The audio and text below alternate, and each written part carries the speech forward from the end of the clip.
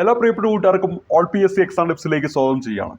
Kerala P S C നടത്തുന്ന LDC പരീക്ഷയ്ക്ക് ഗുണപ്രദമാകുന്ന രീതിയിൽ ടോപ്പിക് അടിസ്ഥാനമാക്കിയിട്ട് ക്വസ്റ്റ്യൻ ബേസ് ചെയ്തിട്ടുള്ള ക്ലാസ്സുകളാണ് നിങ്ങളുടെ മുന്നിലേക്ക് പരിചയപ്പെടുത്തിക്കൊണ്ടിരിക്കുന്നത്. അതിൽ നമ്മളിവിടെ ചർച്ച ചെയ്തുകൊണ്ടിരിക്കുന്നത് തണ്ണീർത്തട സംരക്ഷണം എന്ന് പറയുന്ന മേഖലയുമായി ബന്ധപ്പെട്ടു, അതോടൊപ്പം തന്നെ നെൽവയൽ തണ്ണീർത്തട സംരക്ഷണ നിയമം 2008 ബന്ധപ്പെട്ട കാര്യങ്ങളൊക്കെയാണ്. ഒന്നാമത്തെ ക്ലാസ്സിൽ തണ്ണീർത്തട സംരക്ഷണവുമായി ബന്ധപ്പെട്ട് PSC ബന്ധപ്പെട്ട് ചോദിക്കുന്ന കുറേ കാര്യങ്ങൾ പരിചയപ്പെടുത്തി. രണ്ടാമത്തെ ക്ലാസ് മുതൽ നെൽവയൽ തണ്ണീർത്തട സംരക്ഷണ നിയമം 2008 ബന്ധപ്പെട്ട കാര്യങ്ങളാണ് പഠിച്ച് തുടങ്ങിയത്. ചോദ്യോത്തര രൂപത്തിൽ കഴിഞ്ഞ ക്ലാസ്സിൽ വളരെ ഇമ്പോർട്ടൻ്റ് ആയിട്ടുള്ള കുറേ കാര്യങ്ങൾ പഠിച്ചു. ഇന്ന് നമ്മൾ അതിൻ്റെ തുടർച്ചയായിട്ട് ഈ ഒരു നിയമവുമായി ബന്ധപ്പെടുത്തി അറിഞ്ഞിരിക്കേണ്ട പ്രധാനപ്പെട്ട പോയിന്റുകളാണ് പഠിക്കാനായിട്ട് പോകുന്നത്. അപ്പോൾ ഇവിടെ നമ്മൾ പരിചയപ്പെടുന്ന ഓരോ പോയിന്റുകളും പരീക്ഷകളിലൊക്കെ ചോദിച്ചുകൊണ്ടിരിക്കുന്നതാണ്. അതുകൊണ്ട് തന്നെ ആ ഒരു പ്രാധാന്യത്തോടു കൂടി തന്നെ ഓരോ പോയിന്റുകളും കാണുക. ഇന്ന് നമ്മളിവിടെ ചർച്ച ചെയ്യാൻ പോകുന്ന ഒന്നാമത്തെ ചോദ്യം എന്ന് പറയുന്നത് നെൽവയൽ നീർത്തട സംരക്ഷണ നിയമത്തിലെ വ്യവസ്ഥകൾ നടപ്പിലാക്കുന്നുണ്ടോ എന്ന് നിരീക്ഷിക്കാൻ ഒരു പ്രാദേശിക തല സമിതിക്ക് ലോക്കൽ ലെവൽ മോണിറ്ററിംഗ് കമ്മിറ്റിക്ക് രൂപം നൽകിയിട്ടുണ്ട് എന്ന് പറയുന്ന ഈ നിയമത്തിലെ വകുപ്പ് ഏതെന്നാണ് നമ്മുടെ ചോദ്യം. അപ്പോൾ സിമ്പിളായിട്ട് പറയുകയാണെങ്കിൽ നെൽവയൽ തണ്ണീർത്തട സംരക്ഷണ നിയമത്തിൽ ലോക്കൽ ലെവൽ മോണിറ്ററിംഗ് കമ്മിറ്റിയുമായി ബന്ധപ്പെട്ട വകുപ്പ് ഏതാണ്? ഇവിടെ നമ്മുടെ ഉത്തരമെന്ന് പറയുന്നത് ഓപ്ഷൻ A ആണ്. വകുപ്പ് 5 ഈ ഒരു നിയമത്തിൽ പ്രാദേശിക തല സമിതിയുമായി ബന്ധപ്പെട്ട് കിടക്കുന്ന വകുപ്പ്. അപ്പോൾ പ്രാദേശിക തല സമിതി അല്ലെങ്കിൽ ലോക്കൽ ലെവൽ മോണിറ്ററിംഗ് കമ്മിറ്റിയുമായി ബന്ധപ്പെട്ട 2008 നെൽവയൽ തണ്ണീർത്തട സംരക്ഷണ നിയമത്തിലെ വകുപ്പ് ഏതാണ്? ഉത്തരമായിട്ട് വരേണ്ടത് വകുപ്പ് 5 കാര്യം ഓർത്തിരിക്കുക. നെൽവയൽ നീർത്തട സംരക്ഷണ നിയമത്തിലെ പ്രാദേശിക നിരീക്ഷണ സമിതിയുടെ ഘടനയുമായി ബന്ധപ്പെട്ട് ശരിയായ പ്രസ്താവനകൾ ഏതെല്ലാം എന്നാണ് അടുത്ത ചോദ്യം. Option A chairman, panchayat president അല്ലെങ്കിൽ മുനിസിപ്പാലിറ്റി ചെയർപേഴ്സൺ അല്ലെങ്കിൽ കോർപ്പറേഷൻ മേയർ എന്നാണ് നൽകിയത്. ഓപ്ഷൻ B കൺവീനർ, കൃഷി ഓഫീസർ എന്നാണ് നൽകിയത്. ഓപ്ഷൻ C അംഗങ്ങൾ, വില്ലേജ് ഓഫീസറും കൃഷി ഓഫീസർ സമർപ്പിക്കുന്ന 6 നെൽ കർഷകരുടെ പാനലിൽ നിന്നും ജില്ലാ കളക്ടർ നാമനിർദ്ദേശം ചെയ്യുന്ന 2 പ്രതിനിധികൾ എന്നാണ് നൽകിയത്. ഓപ്ഷൻ D കൊടുത്തിരിക്കുന്നത് Aയും Bയും മാത്രം ശരി എന്നാണ്. അപ്പോൾ ഇവിടെ നമ്മൾ ഉത്തരം എന്ന് പറയുന്നത് A and B മാത്രം ശരി എന്നതാണ്. അപ്പോൾ നമുക്ക് ഈ പറയുന്ന വകുപ്പ് 5 പ്രാദേശിക തല സമിതിയെക്കുറിച്ച് പറയുന്നുണ്ട്. അതിൻ്റെ ഘടനയിലേക്ക് വരികയാണെങ്കിൽ അതിൻ്റെ ചെയർമാൻ എന്ന് പറയുന്നത്, ഈ ഒരു സമിതി രൂപം കൊള്ളുന്നത് പഞ്ചായത്തിലാണെങ്കിൽ പഞ്ചായത്ത് പ്രസിഡന്റും, മുനിസിപ്പാലിറ്റിയിലാണെങ്കിൽ മുനിസിപ്പാലിറ്റി ചെയർപേഴ്സണും, കോർപ്പറേഷൻ ആണെങ്കിൽ കോർപ്പറേഷൻ മേയറുമായിരിക്കും. അതോടൊപ്പം തന്നെ ഇതിൽ കൃഷി ഓഫീസറും വില്ലേജ് ഓഫീസറും ഉൾപ്പെടുന്നുണ്ട്. അവിടെ പ്രത്യേകം ശ്രദ്ധിക്കുക, പ്രാദേശിക തല സമിതിയുടെ കൺവീനർ എന്ന് പറയുന്നത് കൃഷി ഓഫീസറാണ്. ഒരിക്കലും വില്ലേജ് ഓഫീസർ ആണെന്ന് തെറ്റിദ്ധരിക്കരുത്, കൃഷി ഓഫീസറാണ്. അപ്പൊ കൺവീനറിന്റെ കായും കൃഷി ഓഫീസറുടെ കായും അങ്ങോട്ട് കണക്ട് ചെയ്ത് വെച്ചാൽ മതി. കൃഷി ഓഫീസറാണ് കൺവീനർ. പിന്നെ ആരുമുണ്ട്? വില്ലേജ് ഓഫീസറുമുണ്ട്. ഇത് കൂടാതെ കൃഷി ഓഫീസർ സമർപ്പിക്കുന്ന 6 നെൽ കർഷകരുടെ, പ്രത്യേകം ശ്രദ്ധിക്കുക, കൃഷി ഓഫീസർ സമർപ്പിക്കുന്ന 6 നെൽ കർഷകരുടെ പാനലിൽ നിന്നും ജില്ലാ കളക്ടർ എന്താണ് നാമനിർദ്ദേശം ചെയ്യുന്ന 2 പ്രതിനിധികളല്ല 3 പ്രതിനിധികളും എന്താണ് ഇതിലെ അംഗമാണ്. അപ്പൊ ഇപ്പൊ എത്ര പേരായി? 1 ഇതിന്റെ ചെയർമാനായിട്ട് വരുന്ന ഒരു വ്യക്തി ഉണ്ടായിരിക്കും, കൃഷി ഓഫീസറും വില്ലേജ് ഓഫീസറും ഉണ്ടായിരിക്കും. ഇത് കൂടാതെ 3 പേര്, അങ്ങനെ 6 പേര് ഇതിലുണ്ടെന്ന കാര്യം ഓർത്തിരിക്കണം. അപ്പൊ ഇവിടെ എന്താണ്? നെൽവയൽ നീർത്തട സംരക്ഷണ നിയമത്തിലെ പ്രാദേശിക നിരീക്ഷണ സമിതിയുടെ ഘടനയിലേക്ക് വരുമ്പോൾ ഒരു ചെയർമാൻ ഉണ്ട്, കൺവീനർ ഉണ്ട്, വില്ലേജ് ഓഫീസർ ഉണ്ട്, 3 അംഗങ്ങളും എക്സ്ട്രാ വരുന്നുണ്ട്. അത് ആര് നാമനിർദ്ദേശം ചെയ്യും? ജില്ലാ കളക്ടർ നാമനിർദ്ദേശം ചെയ്യും. അപ്പോൾ അവിടെ ഓർത്തിരിക്കണം, ആരാണ് ഇവരുടെ പേര് കൊടുക്കുന്നത്? കൃഷി ഓഫീസർ. ആരാണ് കൺവീനർ? കൃഷി ഓഫീസർ. കൂടാതെ ആരും കൂടെ ഉണ്ട്? വില്ലേജ് ഓഫീസറും ഉണ്ട്. ചെയർമാനായിട്ട് വരുന്ന ആരാണ്? പഞ്ചായത്ത് എങ്കിൽ പഞ്ചായത്ത് പ്രസിഡന്റ്, മുനിസിപ്പാലിറ്റി എങ്കിൽ മുനിസിപ്പാലിറ്റി ചെയർപേഴ്സൺ, കോർപ്പറേഷൻ എങ്കിൽ കോർപ്പറേഷൻ മേയർ ആണെന്ന കാര്യം ഓർത്തിരിക്കുക. ഇനി അടുത്ത ചോദ്യത്തിലേക്ക് വരാം. പ്രാദേശിക തല നിരീക്ഷണ സമിതിയുടെ യോഗത്തിന്റെ കോറം എത്രയാണെന്നാണ്. ഇവിടെ ഓപ്ഷൻ A ആണ് നമ്മുടെ ഉത്തരമായിട്ട് വരേണ്ടത്. 3 പേരെന്നാണ് ഈ ഒരു ചോദ്യത്തിന്റെ ഉത്തരമായിട്ട് വരേണ്ടത്. അതായത് ഈ ഒരു യോഗം ചേരണമെങ്കിൽ, ആ യോഗം ചേരണമെങ്കിൽ 3 പേരെങ്കിലും ഉണ്ടായിരിക്കണം. അപ്പൊ എന്താണ് അതിന്റെ കോറം എന്ന് പറയുന്നത്? 3 പേരാണ്. അതേപോലെ പ്രാദേശികതല നിരീക്ഷണ സമിതിയുടെ യോഗം എവിടെ വെച്ചാണ് ചേരുന്നതെന്നാണ് ഇവിടെ പറയുന്നത്. ചെയർമാൻ നിശ്ചയിക്കുന്ന പ്രകാരം ഇനിയിപ്പോ പഞ്ചായത്തുമായിട്ട് ബന്ധപ്പെട്ടാണെങ്കിൽ പഞ്ചായത്ത് ഓഫീസിൽ, അതേപോലെ തന്നെ ഇനി മുനിസിപ്പാലിറ്റിയുമായി ബന്ധപ്പെട്ടാണെങ്കിൽ മുനിസിപ്പാലിറ്റി ഓഫീസിൽ, കോർപ്പറേഷനുമായി ബന്ധപ്പെട്ടാണെങ്കിൽ കോർപ്പറേഷൻ ഓഫീസിൽ ആര് നിശ്ചയിക്കും? ചെയർമാൻ നിശ്ചയിക്കും. അപ്പൊ അതാണ് ഇവിടെ പറഞ്ഞിരിക്കുന്നത്. ഇനി അടുത്തത്, തന്നിരിക്കുന്ന പ്രസ്താവനകൾ വായിച്ച് എന്തിനെ കുറിച്ചാണെന്ന് കണ്ടെത്തുക. നെൽവയർ നീർത്തട സംരക്ഷണ നിയമത്തിലെ വ്യവസ്ഥകൾ പാലിക്കപ്പെടുന്നുണ്ടോ എന്ന് നിരന്തരം പരിശോധിക്കുക. അപ്പൊ ഇത് ആരാണ് പരിശോധിക്കുക എന്നാണ് നമ്മൾ അവിടെ മൈൻഡിലേക്ക് കൊണ്ടുവരേണ്ടത്. ഏതെങ്കിലും തരത്തിലുള്ള ലംഘനങ്ങൾ ശ്രദ്ധിക്കപ്പെട്ടാൽ RDOയ്ക്ക് റിപ്പോർട്ട് നൽകുക. ആരാണ് റിപ്പോർട്ട് നൽകുക എന്നതാണ് നമ്മളവിടെ മനസ്സിലേക്ക് കൊണ്ടുവരേണ്ടത്. ലംഘനങ്ങൾ സംബന്ധിച്ച് പൊതുജനങ്ങളിൽ നിന്ന് ലഭിക്കുന്ന പരാതികൾ പരിശോധിക്കുകയും നിയമലംഘനം തടയുന്നതിനായി പ്രശ്നത്തിൽ ഇടപെടുകയും ചെയ്യുക. ആര്? ഇനി അടുത്തത്, നെൽവയൽ തരിശിട്ടിരിക്കുന്നതിന്റെ കാരണം സംബന്ധിച്ച് അന്വേഷിക്കുക. അവ കൃഷി ചെയ്യുന്നതിന് ആവശ്യമായ പരിഹാര നിർദ്ദേശങ്ങൾ നൽകുക. ആരാണ്? നെൽവയൽ രൂപാന്തരപ്പെടുത്തുന്നതിനായി ലഭിക്കുന്ന അപേക്ഷകളിൽ മേൽ പരിശോധന നടത്തി റിപ്പോർട്ട് തയ്യാറാക്കി ജില്ലാതല സമിതിക്ക് സമർപ്പിക്കുക. അപ്പൊ ഇത് ആരാണ് ചെയ്യുന്നത്? ഓപ്ഷൻ എയില് പ്രാദേശിക നിരീക്ഷണ സമിതി, സംസ്ഥാന സമിതി, ജില്ലാതല സമിതി, മേൽപ്പറഞ്ഞവ ഒന്നുമല്ല എന്നാണ് കൊടുത്തിരിക്കുന്നത്. ഇവിടെ ഓപ്ഷൻ എ ആണ് നമ്മുടെ ഉത്തരമായിട്ട് വരിക. അപ്പൊ ഇവിടെ പ്രാദേശിക നിരീക്ഷണ സമിതിയുടെ പ്രവർത്തനങ്ങളാണ് നമ്മളിവിടെ 5 സ്റ്റേറ്റ്മെന്റിലായിട്ട് പഠിച്ചത്. അപ്പൊ 5 സ്റ്റേറ്റ്മെന്റ് ഒരിക്കൽ കൂടി വരാം, ഓർത്തിരിക്കുക. പറയാൻ പോകുന്ന 5 സ്റ്റേറ്റ്മെന്റിലെ കാര്യങ്ങൾ എന്താണ്? പ്രാദേശിക നിരീക്ഷണ സമിതിയുടെ ചുമതലകളാണ്, അതായത് അവരുടെ പ്രവർത്തനങ്ങളാണെന്ന കാര്യം ഓർത്തിരിക്കുക. അപ്പൊ അവരുടെ വളരെ ഇമ്പോർട്ടൻ്റ് ആയിട്ടുള്ള പോയിന്റുകളാണ്. ഈ ഒരു നിയമവുമായി ബന്ധപ്പെടുത്തി ഏറ്റവും പ്രധാനപ്പെട്ട കാര്യങ്ങളാണ് നമ്മളിവിടെ പരിചയപ്പെടുന്നത്. പ്രാദേശിക നിരീക്ഷണ സമിതി വകുപ്പ് 5 പ്രകാരം രൂപീകരിച്ചു, അതിന്റെ ഘടന നമ്മൾ പഠിച്ചു. ഇനി അവരുടെ ചുമതലകളാണ് നമ്മളൊന്ന് പഠിക്കാനായിട്ട് പോകുന്നത്. അപ്പോൾ പ്രാദേശിക നിരീക്ഷണ സമിതിയുടെ ചുമതലകളിലേക്ക് വരുമ്പോൾ ഒന്നാമതായിട്ട് പരിചയപ്പെടുന്നത് നെൽവയൽ നീർത്തട സംരക്ഷണ നിയമത്തിലെ വ്യവസ്ഥകൾ പാലിക്കപ്പെടുന്നുണ്ടോ എന്ന് നിരന്തരം പരിശോധിക്കുക. അപ്പൊ ആ നിയമത്തിലെ വ്യവസ്ഥകൾ പാലിക്കപ്പെടുന്നുണ്ടോ എന്ന് നിരന്തരം പരിശോധിക്കുക. അത് ഓർത്ത് വെക്കുക. രണ്ടാമത് പറയുന്നത് എന്താണ്? എന്തെങ്കിലും തരത്തിൽ ലംഘനങ്ങൾ ശ്രദ്ധയിൽപ്പെട്ട ആർക്ക് റിപ്പോർട്ട് ചെയ്യണം? RDOയ്ക്കാണ് റിപ്പോർട്ട് ചെയ്യേണ്ടത്. ഇനി ലംഘനങ്ങൾ സംബന്ധിച്ച് പൊതുജനങ്ങളിൽ നിന്ന് ലഭിക്കുന്ന പരാതികൾ എന്ത് ചെയ്യണം? പരിശോധിക്കുക. നിയമലംഘനം തടയുന്നതിനായിട്ട് പ്രശ്നത്തിൽ ഇടപെടുക. നെൽവയൽ തരിശിട്ടിരിക്കുന്നതിന്റെ കാരണം സംബന്ധിച്ച് അന്വേഷിക്കുക. അവ കൃഷി ചെയ്യുന്നതിന് ആവശ്യമായ പരിഹാര നിർദ്ദേശങ്ങൾ നൽകുക. നെൽവയൽ രൂപാന്തരപ്പെടുത്തുന്നതിനായി ലഭിക്കുന്ന അപേക്ഷകളിൽ മേൽ പരിശോധനയൊക്കെ നടത്തിയിട്ട് എന്താണ്? റിപ്പോർട്ട് തയ്യാറാക്കി ജില്ലാതല സമിതിക്കും അതേപോലെ തന്നെ സംസ്ഥാനതല സമിതിക്കൊക്കെ സമർപ്പിക്കുക എന്നതാണ് ഇവിടെ 5ാമതായിട്ട് ഓർത്തിരിക്കേണ്ടത്. അപ്പൊ അതിൽ നെൽവയൽ രൂപാന്തരപ്പെടുത്തുന്നതുമായി ബന്ധപ്പെട്ട് ഇപ്പൊ നമുക്ക് എന്തെങ്കിലുമൊക്കെ വീട് വെക്കണം എന്ന് വിചാരിക്കുക. അപ്പൊ അവിടെ ഈ പറയുന്ന തണ്ണീർത്തടങ്ങളോ നെൽവയലുകളോ ഒക്കെ എന്തെങ്കിലും രൂപാന്തരപ്പെടുത്തുന്നതായിട്ടുണ്ടെങ്കിൽ അപ്പൊ നമ്മൾ എന്ത് ചെയ്യണം? ഇവർക്ക് അപേക്ഷ കൊടുക്കുമ്പോൾ അത് നമ്മൾ പരിശോധിക്കണം. അതുപോലെ തന്നെ ഈ പേഴ്സണൽ ആയിട്ടുള്ള ഒരു കാര്യമാണെങ്കിൽ ജില്ലാ സമിതി ആയിരിക്കും അതുമായി ബന്ധപ്പെട്ട കാര്യങ്ങളൊക്കെ ചെയ്യുക. ഇനിയിപ്പോൾ ഒരു സ്കൂളൊക്കെ വരുന്നെങ്കിൽ അത് പൊതുവായിട്ടുള്ള കാര്യമാണ്. അപ്പൊ അത് സംസ്ഥാന സമിതി ആയിരിക്കും അതുമായി ബന്ധപ്പെട്ട തീരുമാനങ്ങൾ എടുക്കുക. നമ്മൾ ഇനി അങ്ങോട്ട് പഠിക്കും. അപ്പൊ ഇവിടെ അത് ജസ്റ്റ് ഒന്ന് ഓർത്തിരിക്കുക. അപ്പൊ ഇവിടെ അതിന്റെ പ്രധാനപ്പെട്ട എന്താണ്? ചുമതലകളല്ല, പ്രവർത്തനങ്ങളാണ് നമ്മളിവിടെ പറഞ്ഞത്. അത് ചുമതലകളായിട്ടും കൂട്ടാം, പ്രവർത്തനങ്ങളുമായിട്ട് കൂട്ടാം. ആരുടെ? പ്രാദേശിക സമിതിയുടെ. ഇത്ര നേരം പരിചയപ്പെട്ട ഈ 5 സ്റ്റേറ്റ്മെന്റിലും എന്താണ്? പ്രാദേശിക സമിതിയുടെ പ്രവർത്തനങ്ങളാണ് നമ്മളിവിടെ പരിചയപ്പെട്ടത്. ഇനി അടുത്തതായിട്ട് ഇവിടെ പറയുന്നത് നെൽവയൽ നീർത്തട സംരക്ഷണ നിയമത്തിലെ വകുപ്പ് 5-4 പ്രകാരം പ്രാദേശിക തല നിരീക്ഷണ സമിതിയുടെ ചുമതലകളാണ്. അതായത് ഇവര് ചെയ്യേണ്ട കുറച്ച് കാര്യങ്ങളുണ്ട്. അതിൽ ഏറ്റവും പ്രധാനപ്പെട്ട വളരെ ഇമ്പോർട്ടൻ്റ് ആയിട്ടുള്ള ഒന്നാണ് ഡാറ്റാ ബാങ്ക് തയ്യാറാക്കുക. അപ്പോൾ ഡാറ്റാ ബാങ്ക് തയ്യാറാക്കുന്നതുമായി ബന്ധപ്പെട്ടിരിക്കുന്ന ഈ പറയുന്ന പ്രാദേശിക തല നിരീക്ഷണ സമിതിയാണ്.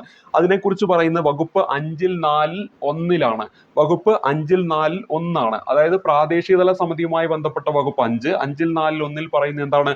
ഡാറ്റാ ബാങ്ക് തയ്യാറാക്കുന്നതുമായി ബന്ധപ്പെട്ട കാര്യമാണ്. അപ്പൊ ഡാറ്റാ ബാങ്കുമായി ബന്ധപ്പെട്ടത് എന്താണ്? സമിതിയുടെ അധികാര പരിധിയിലുള്ള പ്രദേശത്തെ കൃഷിയോഗ്യമായ നെൽവയലിന്റെയും തണ്ണീർത്തടത്തിന്റെ വിശദ വിവരം കാണിക്കുന്ന ഡാറ്റാ ബാങ്ക് തയ്യാറാക്കുക. അപ്പൊ ഇവിടെ എന്താണ്? നമ്മുടെ ഒരു പഞ്ചായത്താണെങ്കിൽ ആ പഞ്ചായത്തിന്റെ പരിധിയിൽ വരുന്ന നെൽവയലുകൾ അതേപോലെ തന്നെ തണ്ണീർത്തടങ്ങൾ അതുമായി ബന്ധപ്പെട്ട ഒരു ഡാറ്റാ ബാങ്ക് ആര് തയ്യാറാക്കാൻ നേതൃത്വം കൊടുക്കണം? ഈ പറയുന്ന പ്രാദേശിക തല സമിതി നേതൃത്വം കൊടുക്കണം. എവിടെ പറയുന്നു? ഈ നിയമത്തിൽ പറയുന്നു. വകുപ്പ് 5-4-1 പറയുന്നു എന്ന കാര്യം ഓർത്തിരിക്കുക. ഇനി അടുത്ത എന്താണ് പറയുന്നത്? ഇങ്ങനെ ഒരു ഡാറ്റാ ബാങ്ക് തയ്യാറാക്കുമ്പോൾ ഇവിടെ ഡാറ്റാ ബാങ്ക് തയ്യാറാക്കണം എന്ന് പറഞ്ഞല്ലോ. അപ്പൊ നമുക്ക് എവിടെ നിന്നെല്ലാം ഡാറ്റ സ്വീകരിക്കാമെന്നാണ് അടുത്തത് പറയുന്നത്. അതിൽ ഒന്ന് പറയുന്നത് എന്താണ്? ഉപഗ്രഹ ചിത്രത്തിൽ നിന്ന്. അതേപോലെ തന്നെ നമ്മുടെ സംസ്ഥാന ഭൂവിനിയോഗ ബോർഡോ കേന്ദ്ര സംസ്ഥാന ശാസ്ത്ര സാങ്കേതിക സ്ഥാപനങ്ങളോ തയ്യാറാക്കുന്നതോ ആയ ഭൂപടങ്ങളുടെ സഹായത്തോടെ എന്ത് ചെയ്യാം, ഈ ഡാറ്റാ ബാങ്ക് തയ്യാറാക്കാം. അപ്പൊ എന്നാ ഉപഗ്രഹ ചിത്രങ്ങളും ഭൂപടങ്ങളുടെയും സഹായത്തോടെ ഈ ഡാറ്റാ ബാങ്ക് തയ്യാറാക്കാൻ പറ്റും. ഇനി അടുത്ത പറയുന്നത് എന്താണ്, ഇതെല്ലാം തയ്യാറാക്കി എന്ന് വിചാരിക്കുക, ഈ ഡാറ്റാ ബാങ്ക് എല്ലാം തയ്യാറാക്കിയെങ്കിൽ സർവേ നമ്പറും വിസ്തൃതിയും രേഖപ്പെടുത്തിയിട്ടുള്ള ഡാറ്റാ ബാങ്ക് അതാത് പഞ്ചായത്ത്, ഇനി പഞ്ചായത്ത് ആണെങ്കിൽ പഞ്ചായത്ത്, മുനിസിപ്പാലിറ്റി ആണെങ്കിൽ മുനിസിപ്പാലിറ്റി, കോർപ്പറേഷൻ ആണെങ്കിൽ കോർപ്പറേഷൻ മുഖേന നിർണ്ണയിക്കപ്പെടുന്ന രീതിയിൽ വിജ്ഞാപനം ചെയ്യിച്ച ശേഷം പൊതുജനങ്ങളുടെ അറിവിലേക്ക് പഞ്ചായത്ത്, അതുപോലെ തന്നെ മുനിസിപ്പാലിറ്റി, കോർപ്പറേഷൻ ഓഫീസിലും വില്ലേജ് ഓഫീസുകളിലും പ്രദർശിപ്പിക്കുക. പഞ്ചായത്ത് ആണെങ്കിൽ പഞ്ചായത്ത് ഓഫീസിൽ, മുനിസിപ്പാലിറ്റി ആണെങ്കിൽ മുനിസിപ്പാലിറ്റി ഓഫീസിൽ, കോർപ്പറേഷൻ ആണെങ്കിൽ കോർപ്പറേഷൻ ഓഫീസിൽ, ഒപ്പം എന്ത് ചെയ്യണം, വില്ലേജ് ഓഫീസിലും എന്ത് ചെയ്യുക, ഈ ഡാറ്റാ ബാങ്കുമായി ബന്ധപ്പെട്ട കാര്യങ്ങൾ പ്രദർശിപ്പിക്കുക എന്നതാണ് അടുത്തത് ഇവിടെ പറയുന്നത്. അവിടെ തന്നെ ഒരു പോയിന്റ്, വളരെ ഇമ്പോർട്ടന്റ് ആയിട്ടുള്ള ഒരു പോയിന്റ് ഓർക്കുക. ഈ ഡാറ്റാ ബാങ്ക് വിജ്ഞാപനം ചെയ്യേണ്ട ഉത്തരവാദിത്തം ആരിലാണെന്ന് ചോദിച്ചാൽ നമ്മുടെ ലോക്കൽ സെൽഫ് ഗവൺമെന്റ് സെക്രട്ടറിക്കാണ്. പഞ്ചായത്ത് സെക്രട്ടറി എന്നൊക്കെ കേട്ടിട്ടില്ലേ, അപ്പൊ അവർക്കാണ് ഇതിന്റെ ഉത്തരവാദിത്തം എന്ന കാര്യം ഓർത്തിരിക്കുക. അപ്പൊ ലോക്കൽ സെൽഫ് ഗവൺമെന്റ് സെക്രട്ടറി ആരാണോ അയാളിലാണ് ഈ പറയുന്ന ഡാറ്റാ ബാങ്ക് വിജ്ഞാപനം ചെയ്യേണ്ട ഉത്തരവാദിത്തം നിക്ഷിപ്തമായിരിക്കുന്നു എന്ന കാര്യം കൂടി അവിടെ ഓർത്തിരിക്കേണ്ട പ്രധാനപ്പെട്ട കാര്യമാണ്. ഇവിടെ നമ്മൾ പരിചയപ്പെട്ടിരിക്കുന്നത് ഈ പറയുന്ന പ്രാദേശിക തല സമിതിയുമായി ബന്ധപ്പെട്ട ഡാറ്റാ ബാങ്ക് തയ്യാറാക്കുന്നതുമായി ബന്ധപ്പെട്ട് ആ തയ്യാറാക്കുന്ന ഡാറ്റാ ബാങ്കിന് ആവശ്യമായിട്ടുള്ള കാര്യങ്ങൾ എടുക്കേണ്ടത് എവിടെ നിന്നാണൊക്കെ നമ്മളിവിടെ പറഞ്ഞിട്ടുണ്ട്. ഒപ്പം തയ്യാറാക്കിയ ശേഷം അത് എന്താണ്, വിജ്ഞാപനത്തിലൂടെ ജനങ്ങളിലേക്ക് എത്തിക്കണം. അതിന് ചെയ്യേണ്ട കാര്യങ്ങൾ എന്തൊക്കെയാണെന്ന് പറഞ്ഞിട്ടുണ്ട്. ആ വിജ്ഞാപനം ചെയ്യേണ്ട ഉത്തരവാദിത്തം LST സെക്രട്ടറിക്കാണെന്ന് നമ്മളിവിടെ പഠിച്ചു കഴിഞ്ഞു. ഇനി അടുത്തതിലേക്ക് വരാം. തന്നിരിക്കുന്നവയിൽ നെൽവയൽ നീർത്തട സംരക്ഷണ നിയമത്തിലെ ശരിയായവ ഏത്? വളരെ ഇമ്പോർട്ടന്റ് ആയിട്ടുള്ള കുറച്ച് വകുപ്പുകളാണ് നമ്മളിവിടെ നൽകുന്നത്. പ്രാദേശിക തല സമിതിയെക്കുറിച്ച് പറയുന്ന വകുപ്പ് 5 അതുപോലെ തന്നെ സംസ്ഥാന സമിതിയുടെ രൂപീകരണത്തെ കുറിച്ച് പറയുന്നത് വകുപ്പ് 8 ജില്ലാ സമിതിയുടെ രൂപീകരണം വകുപ്പ് 9 അപ്പൊ ഈ ഒരു നിയമപ്രകാരം പ്രാദേശിക തല സമിതിയുണ്ട്, ജില്ലാതല സമിതിയുണ്ട്, സംസ്ഥാന തല സമിതി ഉണ്ട് എന്ന കാര്യം ഓർക്കുക. അതിൽ ഈ പറയുന്ന പ്രാദേശിക തല സമിതിയുമായി ബന്ധപ്പെട്ട വകുപ്പ് 5 അതേപോലെ തന്നെ ജില്ലാതല സമിതി ആണെങ്കിൽ അത് വകുപ്പ് 9 അതിനിടയിൽ 8 ഏത് വരുന്നുണ്ട്, നമ്മുടെ സംസ്ഥാന തല സമിതി വരുന്നുണ്ടെന്ന കാര്യം ഓർത്തിരിക്കുക. അപ്പൊ ഇന്നലെ നമ്മൾ ഇതുപോലെ കുറെ വകുപ്പുകൾ പഠിച്ചിട്ടുണ്ട്.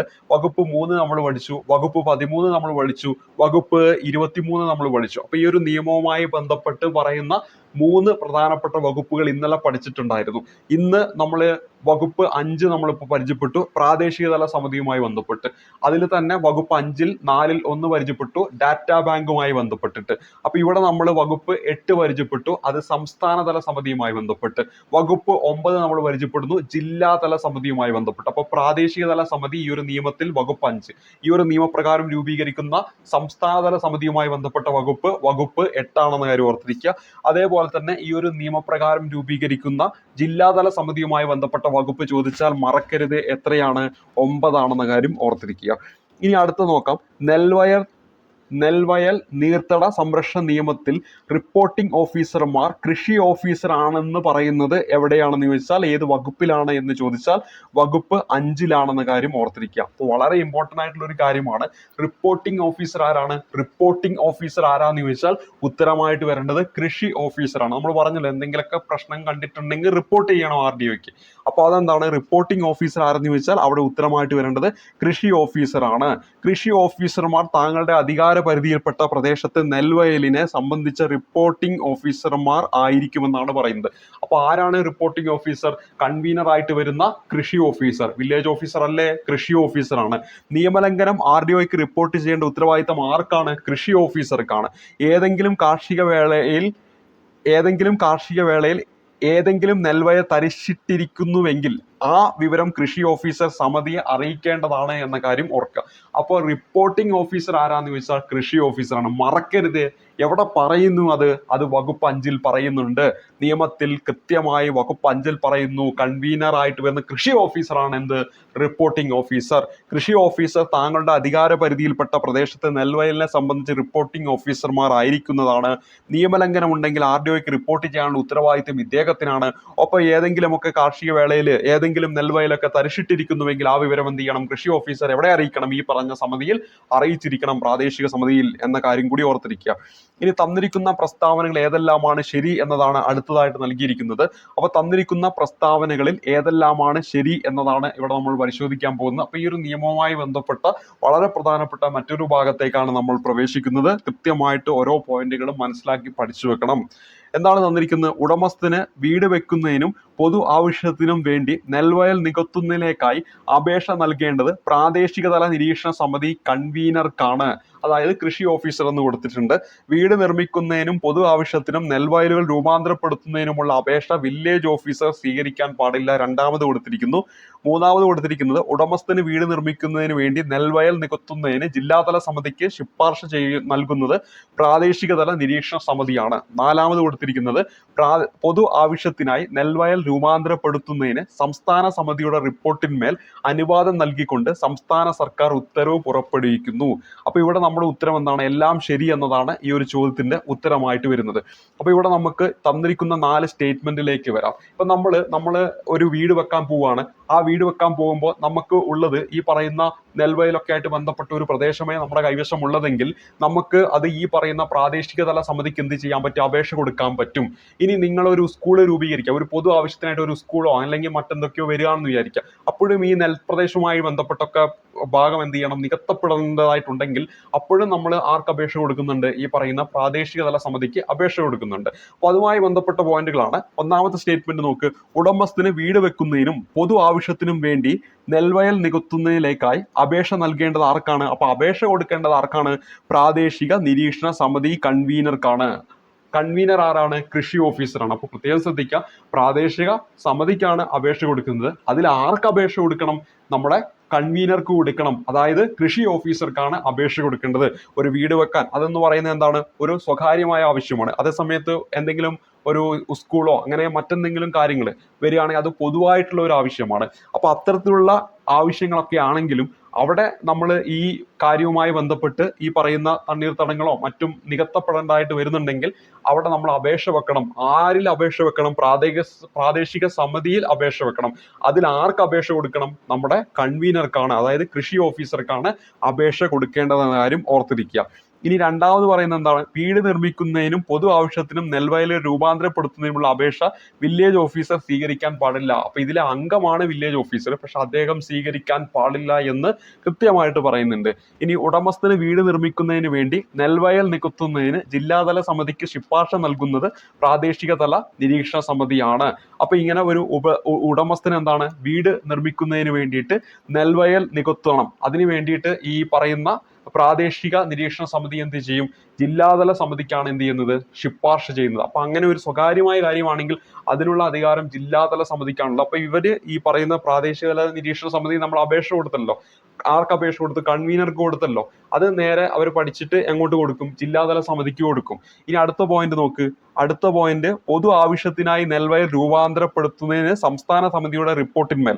അപ്പൊ എന്താണ്? പൊതു ആവശ്യത്തിന് മേലുള്ളതാണെങ്കിൽ ഈ പ്രാദേശിക സമിതിക്ക് നമ്മൾ അപേക്ഷ കൊടുക്കും. അത് എങ്ങോട്ട് പോകും? സംസ്ഥാന സമിതിയിലേക്ക് പോകും. ആ സംസ്ഥാന സമിതി എന്ത് ചെയ്യും? റിപ്പോർട്ട് വെക്കും. എന്നിട്ട് അത് ആർക്ക് കൊടുക്കും? നമ്മുടെ ഗവൺമെന്റിന് കൊടുക്കും. എന്നിട്ട് സംസ്ഥാന സർക്കാരാണ് എന്ത്? ഉത്തരവ് പിന്നീട് പുറപ്പെടുവിക്കുന്നു എന്ന കാര്യം ഓർത്തിരിക്കുക. പറഞ്ഞ കാര്യങ്ങൾ മനസ്സിലായി എന്ന് വിചാരിക്കുന്നു. അപ്പൊ 4 പോയിന്റ് ഒരിക്കൽ കൂടി പറയാം. ഉടമസ്ഥന് വീട് വെക്കുന്നതിനും പൊതു ആവശ്യത്തിനും വേണ്ടി നെൽവയൽ നികത്തുന്നതിലേക്കായി അപേക്ഷ നൽകേണ്ടത് പ്രാദേശിക തല നിരീക്ഷണ സമിതി കൺവീനർക്കാണെന്ന കാര്യം ഓർത്തിരിക്കുക.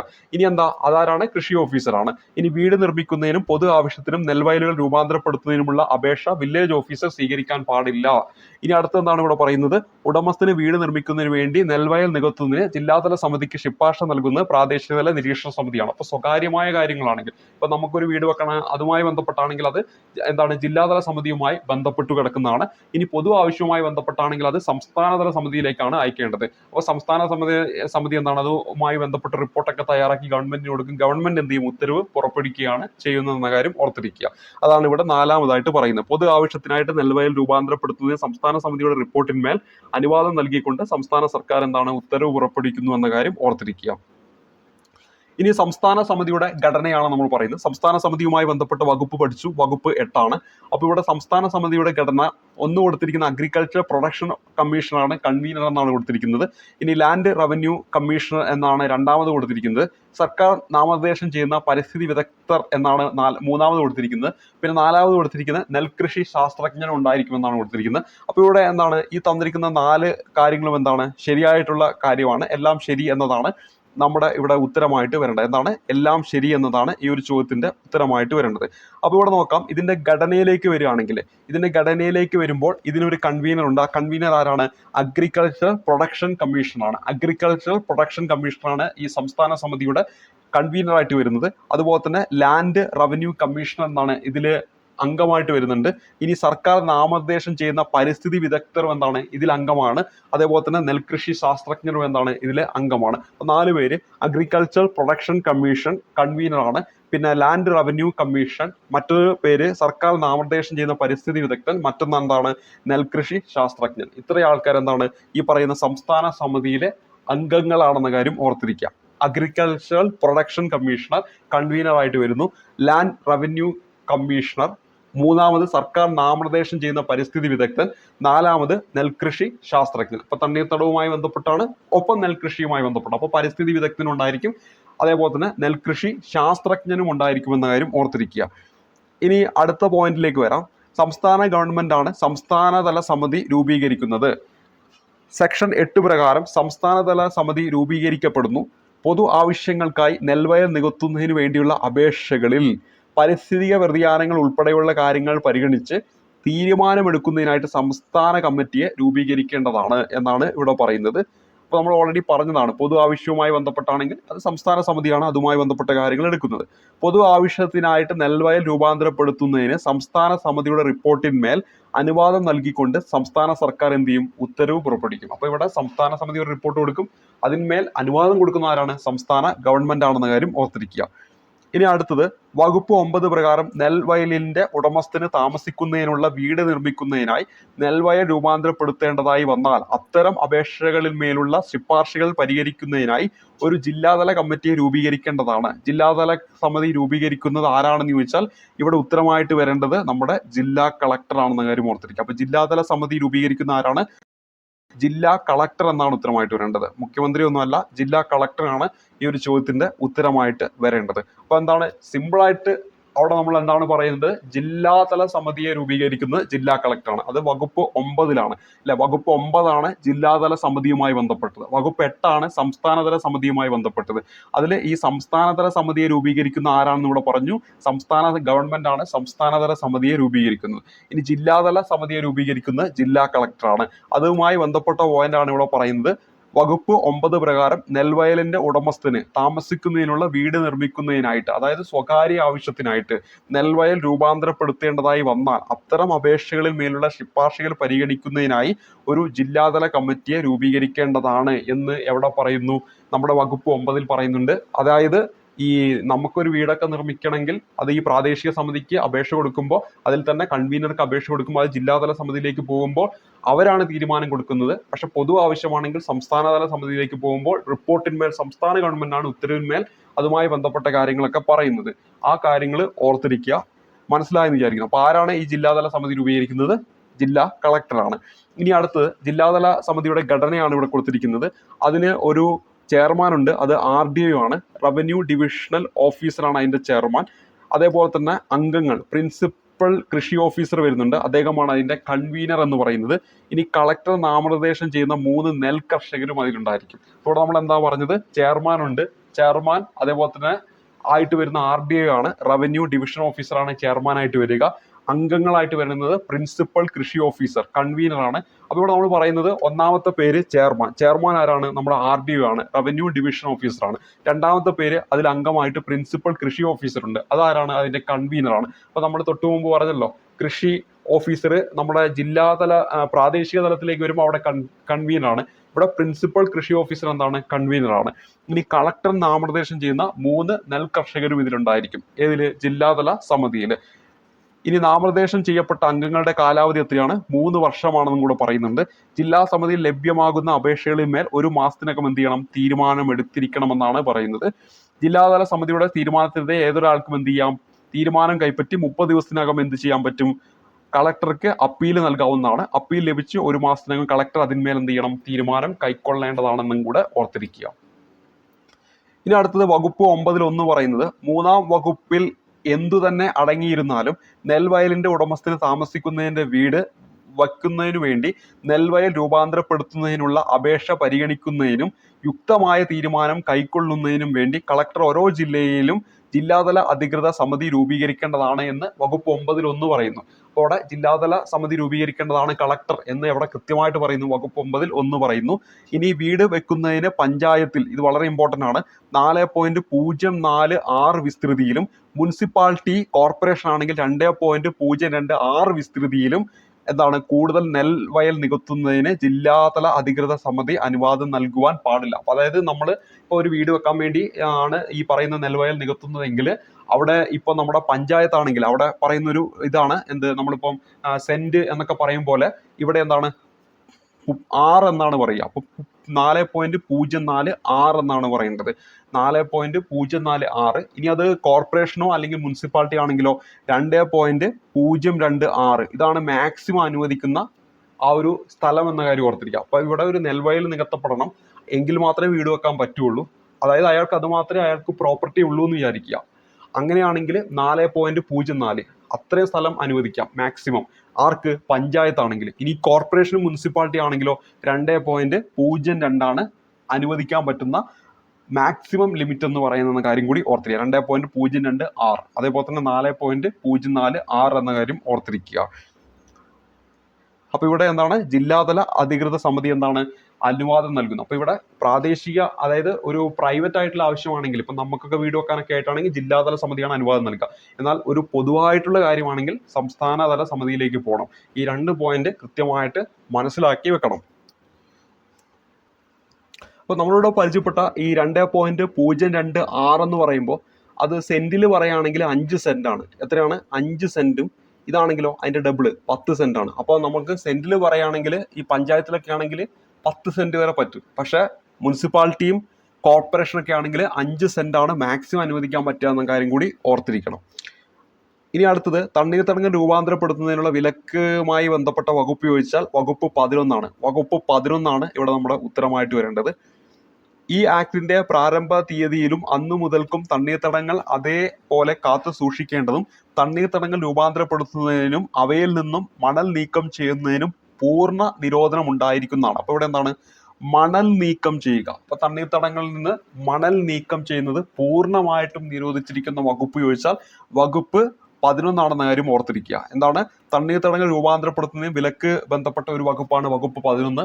അതിൽ കൃത്യമായിട്ട് പറയുന്നുണ്ട് ഈ തണ്ണീർത്തടങ്ങളിൽ നിന്ന് മണൽ നീക്കം ചെയ്യുന്നത് നിരോധിച്ചിരിക്കുന്നു. അതുമായി ബന്ധപ്പെട്ട വകുപ്പാണ് ഇത് വകുപ്പ് 11 എന്ന കാര്യം ഓർത്തിരിക്കുക. അവിടെ ഒരു കാര്യം പറയുന്നുണ്ട്, തണ്ണീർത്തടത്തിന്റെ പാരിസ്ഥിതിക ഘടന നിലനിർത്തുന്നതിനായിട്ട് എന്താണ് അതിൽ നിന്ന് എക്കളും അതുപോലെ തന്നെ ചെളിയും ഒക്കെ എന്ത് ചെയ്യാൻ പറ്റും, നമുക്ക് നീക്കം ചെയ്യാൻ പറ്റും. ഇപ്പൊ ചിലപ്പോൾ ഈ ചെളിയൊക്കെ വന്ന് അടിഞ്ഞിട്ട് അതിലെ ഈ പറയുന്ന ജലം ഒക്കെ കുറയാം. അപ്പൊ ആ ഒരു ആവശ്യത്തിന് വേണ്ടിയിട്ട് നമുക്ക് എന്ത് ചെയ്യാൻ പറ്റും, ഈ പറയുന്ന എക്കലും ചെളിയും ഒക്കെ നമുക്ക് നീക്കം ചെയ്യാനായിട്ട് പറ്റും.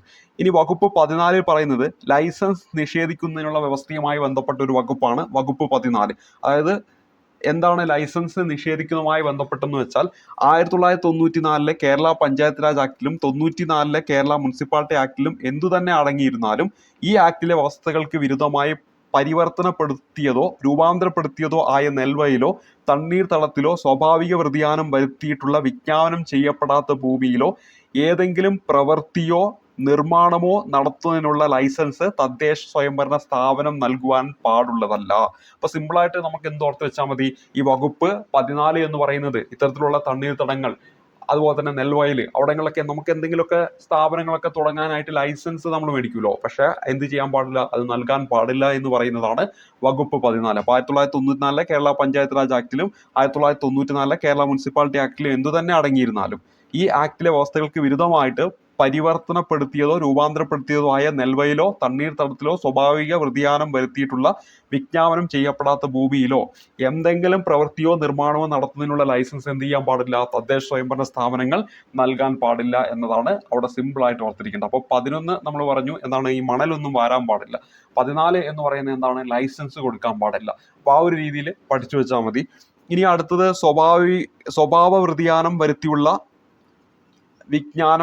വിജ്ഞാപനം ചെയ്യപ്പെടാത്ത ഭൂമിയിലോ എന്നത് എന്താണ് 2018 29ാമത്തെ ആക്ട് പ്രകാരം ചേർത്ത്. നമ്മൾ പറഞ്ഞു 2018 അവസാനമായിട്ട് ഭേദഗതി വന്നത്. അപ്പോൾ ആ ഒരു ആക്ടിലൂടെയാണ് നമ്മളിവിടെ പറയുന്ന സ്വഭാവ വ്യതിയാനം, അതായത് ഇത് കണ്ടോ, ഈ ഒരു ഭാഗം സ്വഭാവ വ്യതിയാനം വരുത്തിയുള്ള വിജ്ഞാപനം ചെയ്യപ്പെടാത്ത ഭൂമിയിലോ എന്ന് പറയുന്ന ആ ഒരു ഭാഗം ഉണ്ടല്ലോ, അത് ഈ ഒരു ആക്ടിലൂടെയാണ് കൂട്ടിച്ചേർത്തതെന്ന് ജസ്റ്റ് ഒന്ന് ഓർത്ത് വെക്കുക. ഇവിടെ പ്രധാനമായിട്ട് പറഞ്ഞ 2 വകുപ്പ് ഓർത്തിരിക്കുക. 11 മണലൊന്നും വാരാൻ പാടില്ല. പക്ഷെ അവിടെ ഒരു കണ്ടീഷൻ പറയുന്നുണ്ട്, ഈ പറയുന്ന തണ്ണീർത്തടങ്ങളുടെ ഒക്കെ ആവശ്യത്തിന് വേണ്ടിയിട്ട്, അതായത് അതിന്റെ നിലനിൽപ്പിനായിട്ട് അവിടെ നിന്ന് എന്ത് ചെയ്യാം, ഈ പറയുന്ന ചെളിയൊക്കെ വാരാൻ പറ്റും എന്ന് പറയുന്നുണ്ട്.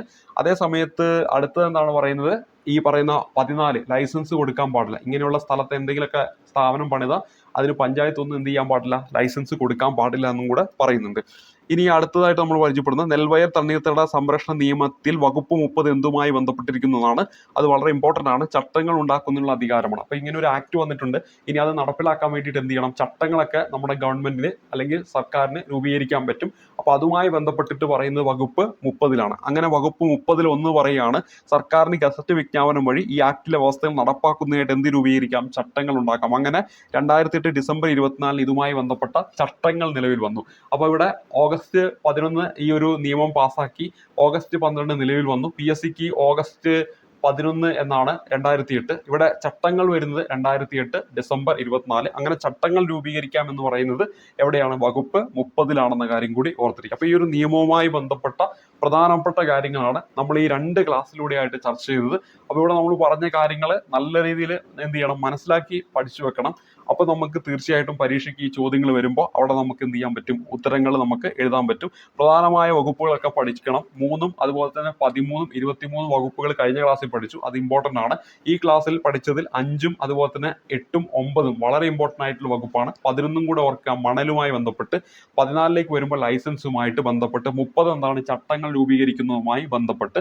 അതോടൊപ്പം തന്നെ നമ്മൾ പറഞ്ഞു എന്താണ്, നമ്മുടെ 2.02 അല്ലെങ്കിൽ 5 സെന്റ് അതാണ് അനുവദിക്കുന്നത് എവിടെ, നമ്മുടെ ഈ പറയുന്ന മുനിസിപ്പാലിറ്റി കോർപ്പറേഷനിലൊക്കെ. അതേ സമയത്ത് നമ്മൾ ഈ പറയുന്ന പഞ്ചായത്തിലേക്ക് വരുമ്പോൾ 4.04 അതായത് 10 സെന്റ്, അതും നമ്മൾ ഓർത്തു വെക്കണം. അപ്പൊ ഇങ്ങനെയുള്ള കാര്യങ്ങളൊക്കെ കൃത്യമായിട്ട് ഓർക്കണം. കഴിഞ്ഞ ക്ലാസ്സിൽ നമ്മൾ പറഞ്ഞ ശിക്ഷ, അതായത് വകുപ്പ് 23 ശിക്ഷയുമായി ബന്ധപ്പെട്ടതാണ്. അവിടെ നമ്മൾ 6 മാസം മുതൽ 3 വർഷം വരെയുള്ള ശിക്ഷ നമ്മൾ പറഞ്ഞു. 50,000 മുതൽ 1 ലക്ഷം വരെയുള്ള പിഴ നമ്മൾ പറഞ്ഞു. അപ്പൊ അതൊക്കെ നമ്മൾ കൃത്യമായിട്ട് മനസ്സിലാക്കി വെക്കണം. ഒപ്പം നമ്മളിവിടെ പ്രാദേശിക സമിതി, സംസ്ഥാന സമിതി, ജില്ലാ സമിതി പഠിച്ചിട്ടുണ്ട്. അതിന്റെ ഘടനയും നമ്മൾ കൃത്യമായിട്ട് മനസ്സിലാക്കി വെക്കണം. അതേപോലെ തന്നെ പ്രാദേശിക സമിതിയിൽ നമ്മൾ ഈ പറയുന്ന കൺവീനർക്കാണ് നമ്മൾ ഈ പറയുന്ന കാര്യങ്ങളൊക്കെ സമർപ്പിക്കേണ്ടത്, അല്ലെങ്കിൽ റിപ്പോർട്ട് സമർപ്പിക്കുക കൺവീനറാണെന്ന് പറഞ്ഞു. അതാരാണ്, നമ്മുടെ കൃഷി ഓഫീസറാണെന്നൊക്കെ നമ്മൾ പഠിച്ചിട്ടുണ്ട്. അപ്പോൾ അതൊക്കെ ഒന്നും കൂടി കേട്ട് പഠിച്ചു വെക്കുക. ഒപ്പം നിങ്ങളുടെ ഗൈഡുകളൊക്കെ എടുത്ത് വായിക്കുക. അപ്പോൾ നിങ്ങൾക്ക് ഈ ഒരു ടോപ്പിക്ക് നല്ല രീതിയിൽ ഈ ക്ലാസ് കണ്ട ഉടനെ തന്നെ നിങ്ങൾ ഗൈഡ് എടുത്തൊന്ന് വായിച്ചു കഴിഞ്ഞാൽ തീർച്ചയായിട്ടും നമ്മൾ എന്ത് ചെയ്യും, ഈ ഒരു ടോപ്പിക്ക് പഠിച്ചു വെക്കുന്നതായിരിക്കും. അപ്പോൾ കാണാപ്പാഠം പഠിക്കില്ല, മറിച്ച് എന്ത് ചെയ്യണം, മനസ്സിലാക്കി പഠിക്കുക. അപ്പോൾ തീർച്ചയായിട്ടും ഇങ്ങനെയുള്ള നിയമങ്ങളൊക്കെ സിമ്പിളായിട്ട് നമുക്ക് പഠിച്ചെടുക്കാൻ പറ്റും. അപ്പോൾ ഇതുമായി ബന്ധപ്പെട്ട് ഇനി കുറച്ച് കാര്യങ്ങൾ കൂടി നമുക്ക് പരിചയപ്പെടാനുണ്ട്. ഈ നിയമവുമായി ബന്ധപ്പെട്ട് ഇത്രയാണ് നമ്മൾ പരിചയപ്പെടുന്നത്. ഇനി ഇതുമായി ബന്ധപ്പെട്ട് ഈ തണ്ണീർത്തടങ്ങളൊക്കെ ആയിട്ട് ബന്ധപ്പെട്ട് അറിഞ്ഞിരിക്കേണ്ട കുറച്ച് കാര്യങ്ങൾ നമുക്ക് അടുത്ത ക്ലാസ്സിലൂടെയൊക്കെ ആയിട്ട് പരിചയപ്പെടാം. എന്തായാലും ഈ 3 ക്ലാസ്സും നല്ല രീതിയിൽ കാണുക, എങ്കിൽ മാത്രമേ ഈ ടോപ്പിക്ക് പൂർത്തീകരിക്കുകയുള്ളൂ. ഒരു ടോപ്പിക്ക് നമ്മൾ കണ്ടു കഴിഞ്ഞാൽ എന്തായാലും അത് പൂർത്തീകരിക്കണമല്ലോ. അപ്പോൾ എന്ത് ചെയ്യുക, ഇതിന് മുമ്പത്തെ 3 ക്ലാസ്സും ഇതിനോടൊപ്പം തന്നെ തൊട്ട് വീഡിയോ ആയിട്ടാണ് അപ്ലോഡ് ചെയ്തിരിക്കുന്നത്. നിങ്ങൾക്കത് ഞങ്ങളുടെ യൂട്യൂബ് ചാനലിൽ കണ്ട മനസ്സിലാക്കാൻ പറ്റുന്നതാണ്. ഒപ്പം ഈ ഒരു വീഡിയോയുടെ കമന്റ് ബോക്സിൽ ഫസ്റ്റ് കമന്റ് ആയിട്ട് വേണമെങ്കിൽ പിൻ ചെയ്തും വെക്കാം. അപ്പോൾ അടുത്തൊരു ക്ലാസ് കാണുമ്പോഴേക്കും നന്ദി, നമസ്കാരം.